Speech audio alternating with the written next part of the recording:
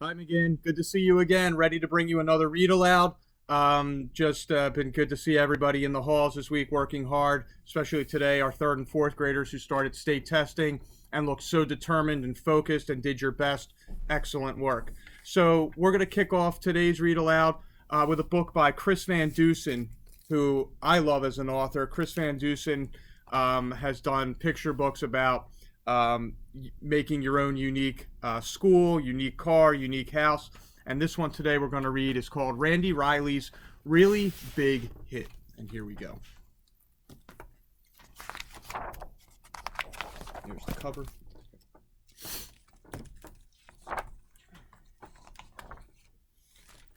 Randy Riley stood at bat. He gazed out at the mound. His knees began to tremble and his heart began to pound. Then Randy started thinking about the pitcher's throw. He wondered, without gravity, how far the ball would go. And as he stood there pondering, strike three went whizzing by. "You're out," he heard the umpire call, then walked off with a sigh. See, Randy was a genius. He just couldn't hit the ball. He struck out every time at bat. He wasn't good at all. But something beyond baseball brought a smile to Randy's face. What Randy Riley really loved was stuff from outer space. He studied all the planets, he memorized their tilt, he researched how the thrusters on the rocket ships were built. He knew the constellations and the light years to the stars. And wouldn't it be great, he thought, to ride a bike on Mars? When Randy Riley got back home, he went up to his room. He knew he stunk at baseball, and it filled his heart with gloom. So he took his favorite robots from the shelf above his bed and staged a game of baseball with his robot team instead. That night before he went to sleep, Randy scanned the sky, and through his Spaceboy telescope, a glimmer caught his eye. He fiddled with the focus till he saw it crystal clear. It was a massive fireball, and it was coming near. Alarmed, he started plotting the projection of its path. He formulated diagrams. He double-checked his math. He calculated quickly and concluded with a frown.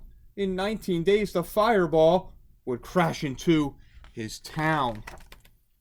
Randy Riley flew downstairs to warn his mom and dad. The impact would be major, and the damage would be bad. He explained the situation until his face was red, but they told him he was tired, and they sent him off to bed. Poor Randy couldn't sleep at all. He thought the whole night through. By morning it was obvious just what he had to do. He gathered what he needed with determined resolution and lugged it off behind the shed to work on his solution. Randy toiled for 18 days while other kids had fun, but he was on a mission, so he worked until he was done. At breakfast on the 19th day, the news announcer said, "This is a special bulletin. Emergency. Code red. A fireball's approaching. It just flew past the moon. It's coming fast, so be prepared for it to hit by noon." Everybody burst outside as fear and panic grew. But Randy ran back to the shed. He had a job to do. He grabbed the tarp and gave a tug. It slid off to reveal the mighty mammoth robot man he welded out of steel. The robot needed power, and Randy knew precisely that 97 batteries would energize it nicely. The eyes lit up, the engine whirred. Step one was now complete. So far so good, thought Randy. Then they thundered down the street. Step two of Randy's mission took place just south of town, in a section known as Millville, where he slowed the robot down. The robot ripped the smokestack off an old abandoned mill. Then Randy turned the throttle knob to march him up the hill. Back in town, the people were as frightened as could be, but Randy knew the time had come for critical step three. The robot burst out through the trees, stepped up and took a stance, while everyone fell silent as if frozen in a trance. Randy's eye was on the ball, no room for error now. 3, 2, 1, and flipped the switch, a swoosh, and then kapow!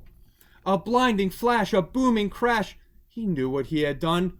Randy Riley had a hit, his very first home run. The fireball sailed out of sight. A rousing cheer began. Hooray for Randy Riley and his giant metal man. And as the crowd went crazy, Randy stood there with a grin and mumbled, how predictable, a fastball low and in. When things returned to normal after Randy saved the day, he went back to the baseball field to join his friends at play.